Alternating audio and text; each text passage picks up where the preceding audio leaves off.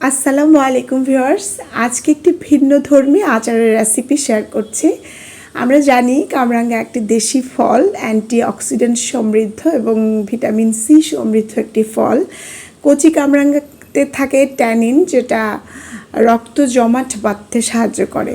Tannin রক্ত জমাট বাঁধায় তাদের জন্য বেশি উপকার যাদের রক্ত ভেঙে যায়, যাদের থ্যালাসেমিয়া আছে বা রক্ত ভেঙে যায়, তাদের কিন্তু ট্যানিন খুব কাজ করে। আর কামরাঙ্গাতে থাকা ফাইবার, অ্যান্টিঅক্সিডেন্ট এবং ভিটামিন সি এগুলো কিন্তু হজম শক্তি বাড়ায়। কামরাঙ্গার আচার বানাবো, তো সেই জন্য কামরাঙ্গা কেটে নিয়েছি। এই কামরাঙ্গাগুলা আমি কি বলবো, আসলে আমি এত অলসতা ফিল করেছি গত 3 দিন, কাটবো বলে ফেলে রেখেছি। এইবার কেন জানি আচার নিয়ে আমার এরকম একটু ঝামেলা করতেছি, যে আচার বানাবো বলে আম ফেলে রেখেছি। আমার শাশুড়ির পাঠানো প্রায় 5-6 কেজি আম কিন্তু আমি নষ্ট করে ফেলেছি, কেটে রেখেছি কিন্তু আচারটা বানানো হয়নি। এই জন্য এবার কী করেছি, কাটি নেই, পরে কাটছি। যে কাটলে এটা সাথে করে ফেলতে হবে, যখন করে ফেলবো ডিটারমাইন্ড তখন কাটবো। তো এখন কেটে নিয়েছি, রসুন কুচি করে নিয়েছি, 5 ফোড়ন নিয়েছি, শুকনো মরিচ বা শুকনো লঙ্কা যেটাই বলেন, শুকনো মরিচ কয়েকটা এবং দারচিনি কয়েকটা, আরও যা যা মশলা লাগে সব এখন রেডি করে নেব। তার আগে দেখাই আসলে কামরাঙ্গাগুলো 3 দিন রাখার পরে কেমন হয়ে গেছে। একটু কাঁচা কামরাঙ্গা দিয়ে করছি, কারণ কাঁচাটা একটু টকটক হয়। প্রথমে আমি ফিওনাকে এবং দারোয়ানকে বকা দিচ্ছি যে এত কাঁচা কামরাঙ্গা পাড়ার কি দরকার ছিল, এগুলো পাকলে তো পাকা কামরাঙ্গা খাওয়া যায়, কাঁচা তো আর খাওয়া যায় না। তো আমার ফিওনা বলছে যে কাঁচাই আচার করলে টকটক হয়, মিষ্টি হয়, যে কারণে কাঁচা করেছি। এখন দেখা যাক আচার কতদূর কী করতে পারি, আচারটা বানানো শুরু করি। কামরাঙ্গার আচার বানানোর জন্য একটা বড় কড়াই নিয়ে কড়াইটা চুলোয় বসিয়ে তাপ দিয়ে নিলাম। এবার দিয়ে দিচ্ছি সরিষার তেল। এই যে ফরচুনের সরিষার তেল দিয়ে দিলাম। 2টা তেলে 2 রকম ভিটামিন, তাই আমি 2 রকম তেলই দিব। সয়াবিনও দিব, সরিষার তেলও দিব। আবার যখন আচারটা বয়ামে ভরাবো তখন কিন্তু আরও অনেক তেল দিব, কারণ আচারেই তেল হয়। এবার আমি কিছু শুকনো লঙ্কা দিয়ে দিলাম, তারপর দিয়ে দিব 5 ফোড়ন, আরও কিছু জিরা এবং 5 ফোড়ন দিয়ে দিলাম, রসুন দিয়ে দিলাম, বেশি করে রসুন কুচি। তো এখন একটা সুন্দর ঘ্রাণ আসতেছে, যেহেতু কামরাঙ্গার আচার এটা একটু নাড়াচাড়া করে নিচ্ছি। 5 ফোড়নের সুন্দর ঘ্রাণ বেরোচ্ছে। যেহেতু আমাকে রান্নাটা শর্ট টাইমে শেষ করতে হবে, আমি বেশি সময় নিচ্ছি না। ধনিয়া গুঁড়া দিয়ে দিলাম একটু বেশি পরিমাণে। হলুদ গুঁড়া, মরিচ গুঁড়া কম দিব এখন, শুরুতেই বেশি ঝাল দিয়ে দিলে সমস্যা আছে, যেহেতু এটা বাচ্চারা খাবে। কামরাঙ্গা বাচ্চারা খিচুড়ি দিয়ে খায়, কামরাঙ্গা আর আচার। তা আমি এখন কামরাঙ্গাগুলো সব ঢেলে দেব অনেকটা এখানে। আসল জিনিসটাই এখনও দেইনি, সেটা হলো লবণ।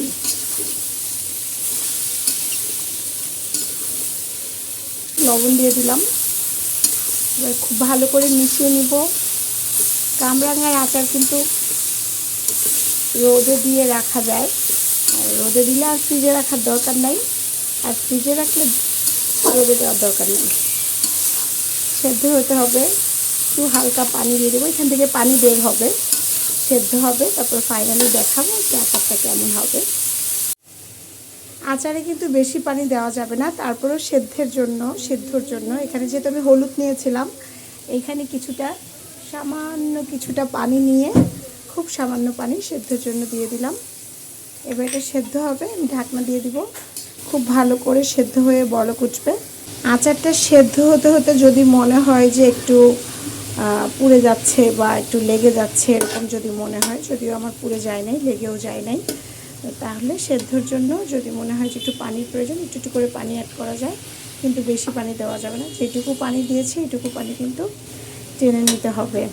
এবার আসল জিনিসটা দিব আচারে, সেটা হলো এই যে ভাজা 5 ফোড়নের আচারের যে মশলা রেডি করেছি, মেথি, জিরা, কালজিরা, বিভিন্ন প্রকার মশলা এখানে আছে, সব মিলে আচারের যে মশলা।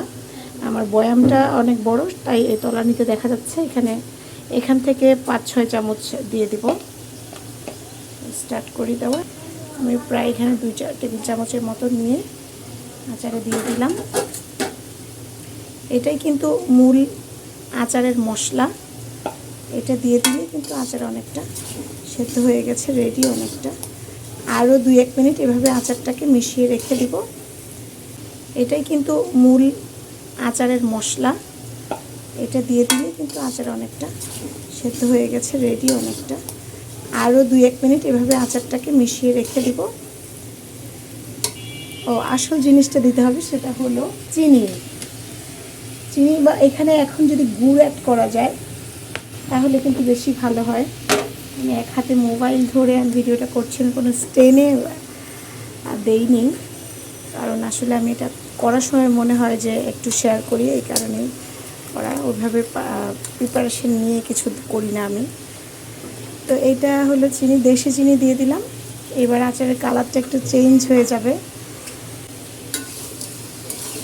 তো এখানে অবশ্য রাতের বেলা কালারটা ওইভাবে ভালো আসতেছে না, কামরাঙ্গার আচার যেমন হয় তেমনই।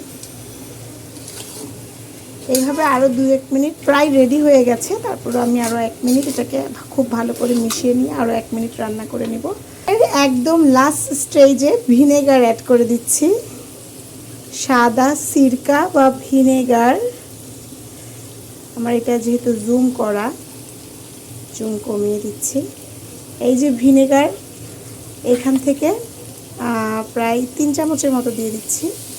আর একটু বেশি পড়ে গেল, 4-5 চামচের মতোই পড়ে গেল। যা হোক 5 চামচ দিলে হবে, যেহেতু এখানে আচার একটু বেশি আছে, কড়াইটা অনেক বড়। ভিনেগার দিয়ে লাস্ট ফিনিশিং দিয়ে দিলাম, আর কিছু দেওয়ার নেই। ভিনেগার দিলে একটা টকটক ঘ্রাণ আসে। আচারের যে ফ্লেভারটা, এটা ভিনেগার দেওয়ার পরে একদম টকটক ফ্লেভারটা আসে। এখন মোটামুটি কালারটা চলে এসেছে এবং আমার আচার এখানে রেডি। এটাই হলো আমার কামরাঙ্গার আচার। এখন আমি আরও বেশি সরিষার তেল দিয়ে, এগুলো একটু ঠান্ডা হতে দিয়ে সরিষার তেল দিয়ে বয়ামে ঢোকাবো। রেডি হয়ে গেল আমার কামরাঙ্গার আচার। লাইটের কারণে এখানে ভালো দেখা যাচ্ছে না, যেহেতু অন্ধকার একটু রান্নাঘরে। আজকের মতো কামরাঙ্গার আচারের রেসিপি আমি এখানে শেষ করেছি। আজকে আমাকে আরও অনেক রেসিপি করতে হবে। এই যে গরুর মাংস ভিজিয়েছি, গরুর মাংসও রান্না করতে হবে। আচারটা এখন নামিয়ে রাখবো, রেডি আমার আচার। আজকের মতো বিদায় নিচ্ছি, খোদা হাফেজ।